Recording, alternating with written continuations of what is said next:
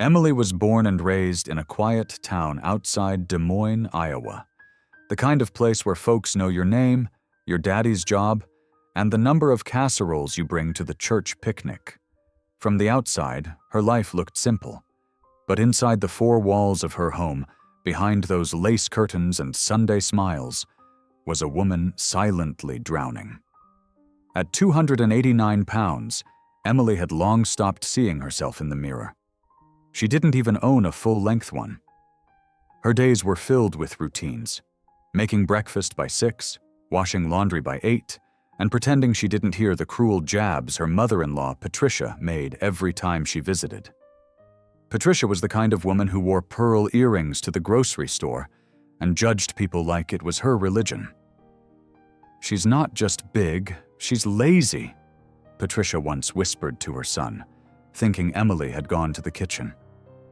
But Emily heard it, like she heard all the other comments. "You think she's really taking care of your money? She can't even take care of her health." Emily's husband, Mark, never defended her. He never raised his voice, never told his mother to stop. He just sipped his coffee and stared at his phone, like the shame wasn't real, like his wife wasn't slowly breaking in front of him. The worst came that Thanksgiving. Emily had spent the entire day cooking: turkey, sweet potato pie, homemade rolls, and cornbread stuffing from scratch. She wore a burgundy sweater that hugged her arms a little too tightly but made her feel festive. As they all sat around the table, Patricia looked at her plate, scoffed, and said loud enough for everyone to hear, "Well, at least you're good for one thing, feeding people. Lord knows you've had enough practice." The room went quiet. Mark cleared his throat, but said nothing.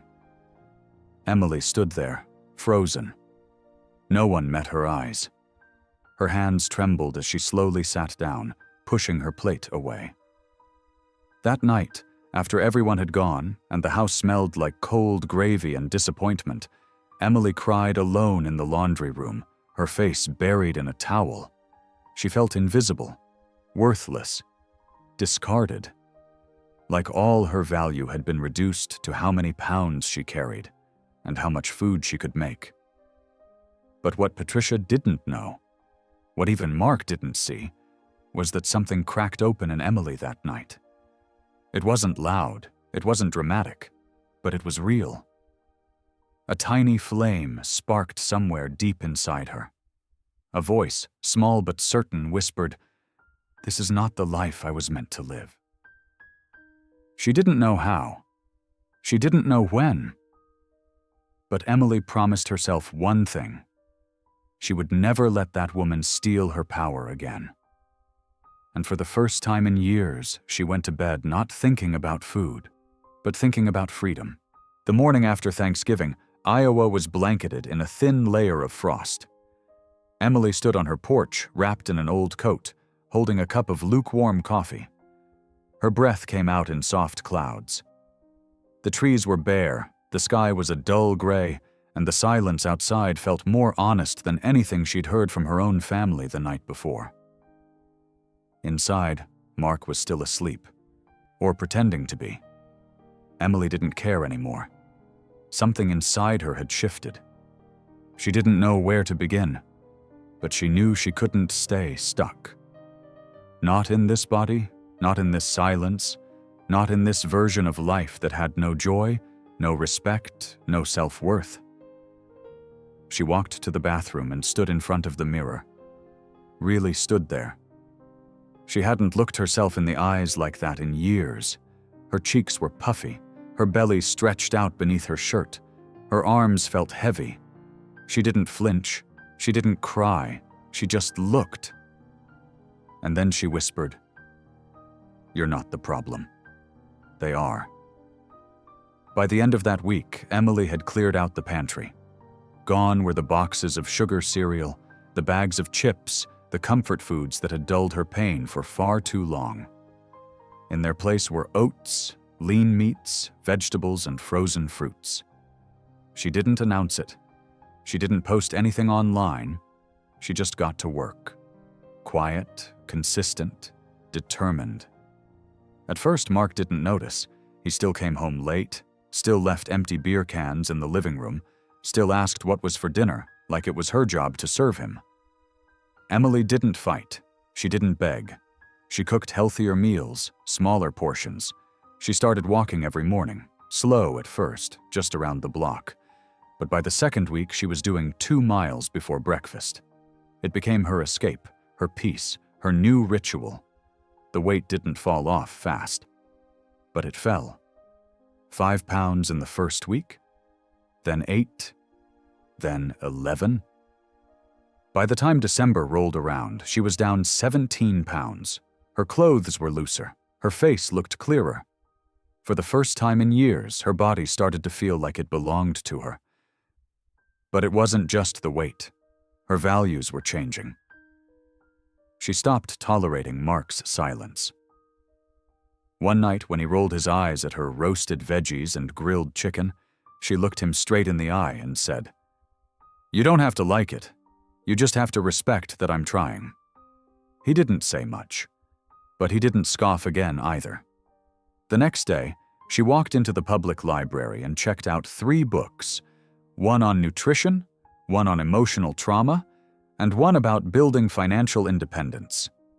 That night, while Mark watched football, she took notes, real notes, about health, about prosperity, about what real wealth looks like when you finally invest in yourself.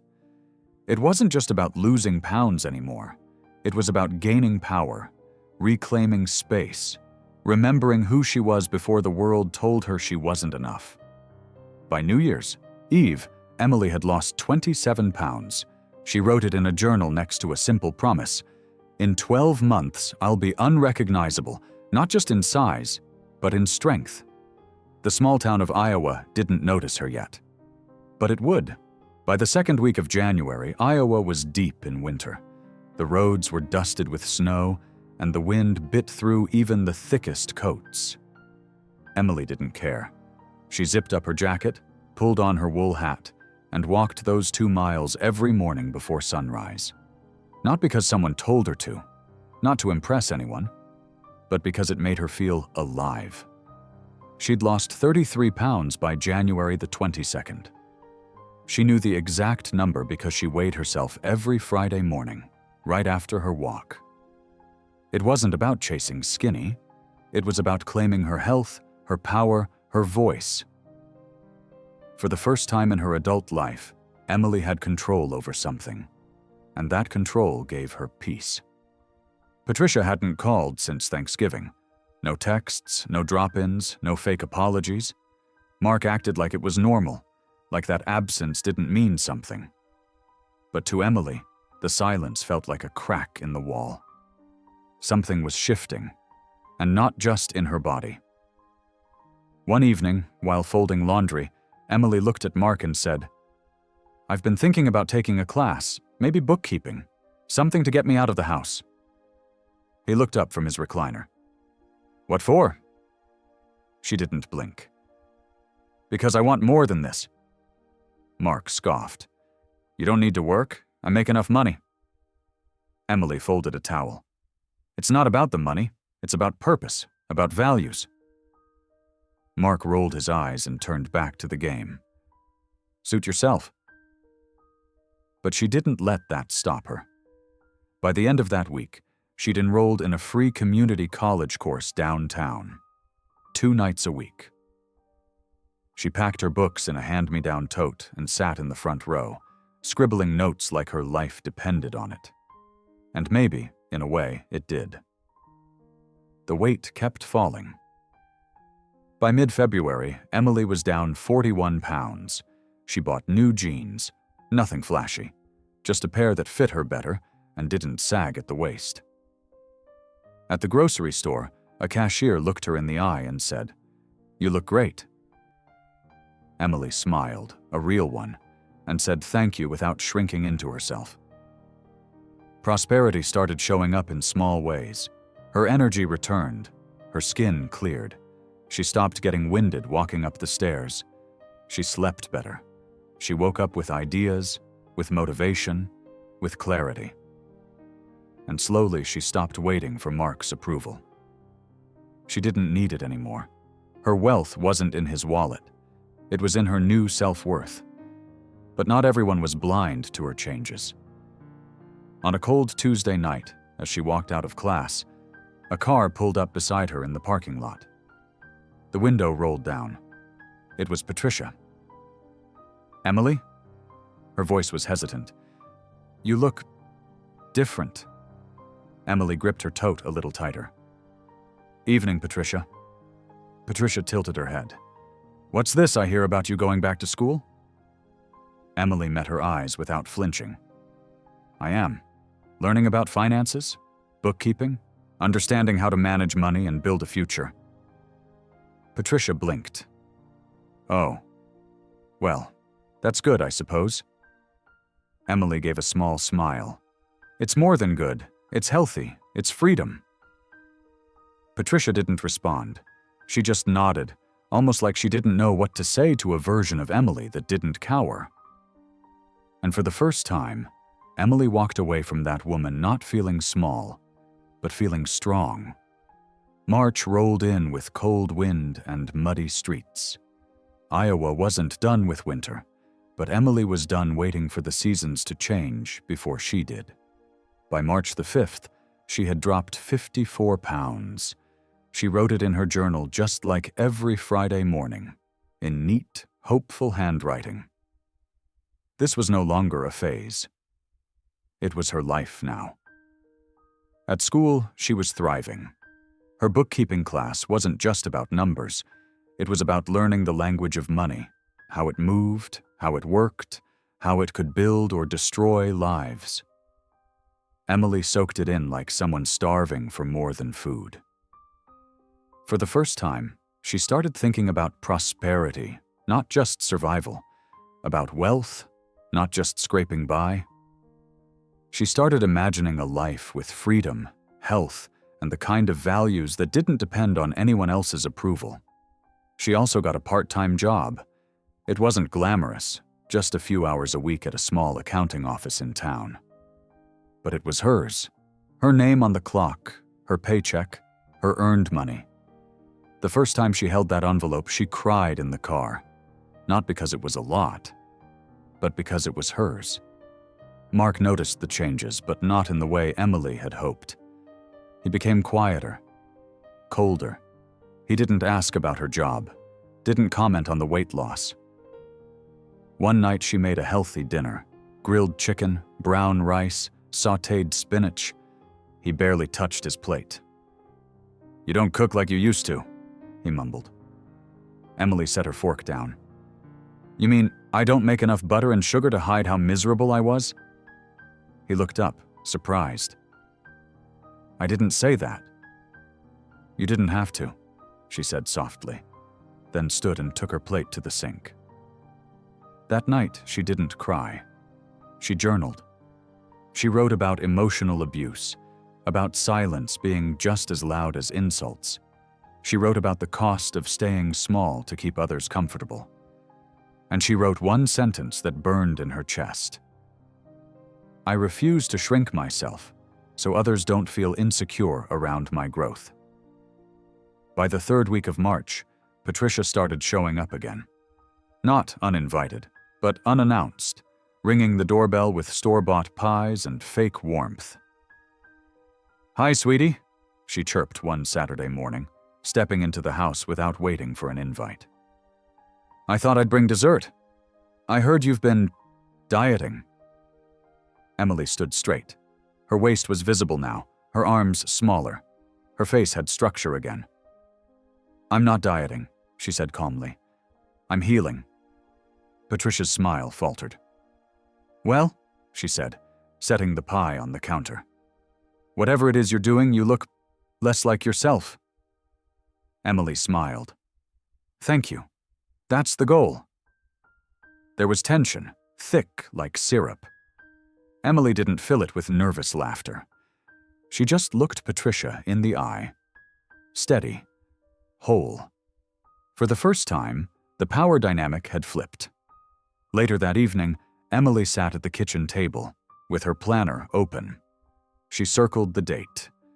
May the 2nd. That would be 6 months since Thanksgiving. She made a new promise in her journal. On that day, I'll wear something that shows every pound I've lost, every lie I've left behind, and every ounce of power I've taken back. Iowa might still be cold, but Emily was burning with purpose, and the people who once dismissed her would soon have no choice but to watch her rise. April arrived with rain and early signs of spring. The ice had melted, but Emily was already months ahead of the thaw. Her transformation was no longer just physical. It was emotional, spiritual, financial. By April the 10th, she had dropped 71 pounds and gained a whole new outlook on what prosperity really meant. She no longer walked with her head down in the grocery store. She made eye contact. She spoke up. She chose fresh foods, healthy choices, and skipped the aisles she used to depend on for comfort. She wasn't chasing thinness. She was chasing health. Real health. The kind that came from balance, boundaries, and values that didn't bend for anyone else's approval. Her community college course had turned into a paid internship. The accounting firm she worked at saw her hunger to learn and offered her more hours, more responsibility, more money. For the first time in her adult life, Emily had her own bank account, her own checkbook, her own name on something that gave her independence. Mark didn't like it. One night, he came home late, smelled like beer, and asked, "Why are you always out now? What happened to you being home when I got here?" Emily looked up from her laptop calmly. "I have work, real work, with deadlines and payroll and purpose." He frowned. "So now you're too good for dinner with your husband?" She closed the laptop slowly. "I'm not too good. I'm just finally good enough to know what I deserve." Mark stared at her, not recognizing the woman in front of him. But Emily wasn't asking to be seen anymore. She had become her own witness. That weekend, Patricia invited the whole family over for an early Easter dinner. Against her better judgment, Emily agreed. Not for Patricia, not even for Mark, but for herself, to see how far she'd come. On Sunday, April the 13th, Emily wore a soft blue dress she'd bought from a local thrift shop. It fit her new frame, smaller, stronger, prouder. Her arms no longer hid behind cardigans. Her waist curved in ways it hadn't in years. She walked into that house with poise, her chin up, her heels clicking against the tiled floor like punctuation marks on a declaration. "I am not the same woman you humiliated." Patricia opened the door and stared for a second too long. "Well, look at you," she said, her voice tight. Emily smiled. "Afternoon, Patricia. Smells like you've been cooking for hours." "Oh, you know me. I always handle the big meals. Some things never change." Emily tilted her head. "Some things do." The dinner was awkward. Mark barely spoke. Patricia served herself first, as usual. But Emily didn't shrink in the corner like she used to. She sat tall, spoke when she wanted, ate with balance. When someone complimented the mashed potatoes, Patricia muttered, "Emily used to make them better, back when she wasn't too busy losing weight and playing career woman." The comment hung in the air, like smoke. But this time, Emily didn't choke on it. She set her fork down, looked around the table and said gently, "Losing weight didn't change me. It reminded me of who I've always been. And having a career doesn't make me less of a wife. It makes me a woman with purpose." Silence. Emily stood, excused herself, and left early. Not out of anger, but because staying wasn't worth her peace. That night, in the quiet of her own kitchen, Emily took out her journal and flipped back to her New Year's entry. "In 12 months," she had written, "I'll be unrecognizable." She smiled. Because she already was, May the 2nd arrived like a promise fulfilled. The morning sun crept through Emily's window, spilling golden light across her bedroom floor. Birds chirped softly outside. The world felt slower that day, as if even time paused to witness what she had become. 112 pounds down. She stood in front of her mirror, the same one she used to avoid, now her ally. Her body had changed, yes, but more than that, her energy had changed. Her skin glowed, her eyes were brighter, her smile wasn't forced anymore. And her soul, that had grown more than any muscle ever could. She slipped on a tailored cream blazer, fitted jeans, and nude heels. Simple, powerful. She'd bought them using her own money, money she had earned through focus, through late nights at the office, through courage. That outfit didn't just fit her body, it fit her worth. Downstairs, Mark sat at the kitchen table in silence, staring into his coffee. "Big day?" he asked without looking up. "Yeah," she answered, cool and calm. "Final presentation at work, and then I'm meeting with a lawyer." That made him look up. "A lawyer? For what?" Emily paused. "To explore my options, financial, legal, personal?" His eyes narrowed. "You're serious?" "I am. I've spent years thinking about everyone else's comfort. Now I'm thinking about mine." Mark scoffed and shook his head. "You really think you've got it all figured out now, huh? With your little job and new clothes?" She leaned against the counter and spoke with a strength he had never heard before. "No, I don't have it all figured out. But I've figured out this. I'm worth more than silence, more than shame, and more than pretending this is what love is supposed to feel like." She didn't wait for him to respond. She picked up her bag and walked out the door. At the office, her co-workers greeted her with applause. She had just completed a financial review that helped a local business save thousands of dollars, real money that made a real difference. The firm's owner, a kind woman named Grace, pulled her aside after the meeting. "You ever think about going full-time here?" she asked. Emily blinked.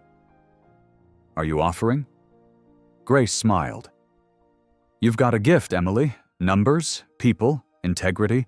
You understand the values that matter. Honesty, hard work, and care. We could use someone like you." Emily nodded slowly. "I'd love that." Later that afternoon, she sat across from a family law attorney in downtown Des Moines. She didn't cry. She didn't tremble. She just explained, calmly, clearly, the emotional neglect, the manipulation, the years of verbal abuse and silence from both Mark and his mother. The attorney listened closely and finally said, "You've got a case, especially with the financial control involved. This isn't just emotional. This touches legal ground." Emily exhaled. Not with fear, with clarity. That evening, she stopped by her parents' house. Her dad opened the door and nearly dropped his glass of iced tea. "Emmy?" he said, voice cracking. She smiled wide. "Hey, Daddy?"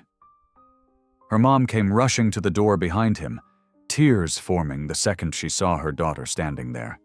Proud, tall, changed. "Honey," she whispered, reaching out. "Look at you. You look so healthy." Emily hugged her tightly. "I am, Mom. For the first time in forever, I actually am." That night, she journaled again. Not about pain, not about goals, just about presence, about how wealth isn't always about dollars, sometimes it's about peace, about how prosperity shows up in the people who show up for you, and how health starts when you stop carrying what was never yours to begin with. And with each word she wrote, Emily wasn't just reclaiming her life. She was preparing to rewrite it entirely. It was the third week of May, when everything came to a head. Emily sat on the back porch of her parents' home in Iowa, the warm evening air thick with the smell of lilacs and fresh-cut grass. Fireflies blinked along the fence line. Her father brought her a glass of iced tea and said, "You've changed, kiddo, and I don't just mean the weight." "I know," she said quietly. "Feels like I finally remembered who I was meant to be." Inside her bag sat 2 documents, 1. A finalized job offer for a full-time position at the accounting firm with benefits, paid time off, and retirement contributions. The second, divorce papers. That night, she made a decision. No more delay. No more halfway healing. The next morning, she drove home early, walked into the kitchen, and placed the papers on the table in front of Mark. "I'm filing," she said, voice steady. Mark looked up slowly, his face unreadable. "You're what?" "I'm done pretending this is love," she continued. "It's not. It hasn't been for years.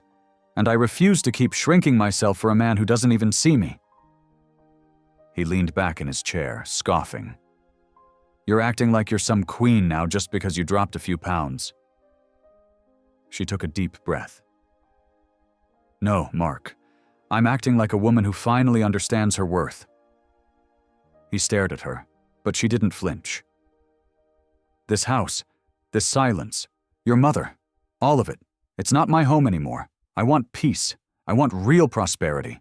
And I won't build it next to people who tear me down." For the first time, Mark had nothing to say. Emily packed what mattered. She moved into a small rental near her parents. It wasn't fancy, but it was hers. Her space, her name on the lease, her new beginning. She worked full-time now, ran early in the mornings, and spent her evenings with books or in quiet stillness, the kind that heals you from the inside out. Then came the call. It was Patricia. She didn't say hello, just launched right in. "You think you can just ruin my son's life and walk away?" Emily let the silence sit for a moment. Then she replied, calm and even. "No one ruined Mark's life but Mark. And I walked away because I was finally strong enough to." Patricia huffed. "You've embarrassed this family. Do you know how people are talking?" Emily smiled. "Let them talk. I've got nothing to hide anymore." But that wasn't the end of it. The next week, Emily received a letter from an attorney. Patricia had filed a small claims case accusing her of stealing money from the household account, money that had always been joint. It was laughable. But it wasn't about the money. It was about control. Emily didn't panic. She called her lawyer. "She's not after justice," Emily said during their meeting. "She's after revenge because I finally walked away." Her lawyer nodded. "Then we'll give her something she didn't expect: truth." The court date was set for July the 3rd. Emily circled it in red in her calendar. Not as a threat, not as a fight, but as a moment of full-circle justice. As she left her lawyer's office that afternoon, the wind whipped gently through her hair. She wore confidence like armor now. Her body, once nearly 300 pounds, was now strong, healthy, steady. She no longer carried the weight of shame. She carried power. And as she walked to her car, she thought about values, about how real wealth wasn't just money, but peace, freedom, dignity, and how she had found all of it the moment she stopped asking for permission to exist. Emily wasn't coming for war. She was coming for closure. And Patricia had no idea what was waiting for her in that courtroom. July the 3rd arrived with a heat wave.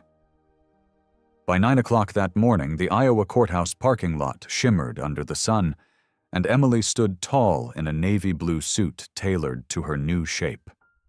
She carried no shame, no fear, only documents, truth, and a quiet kind of dignity that couldn't be faked. At 177 pounds, she wasn't just lighter.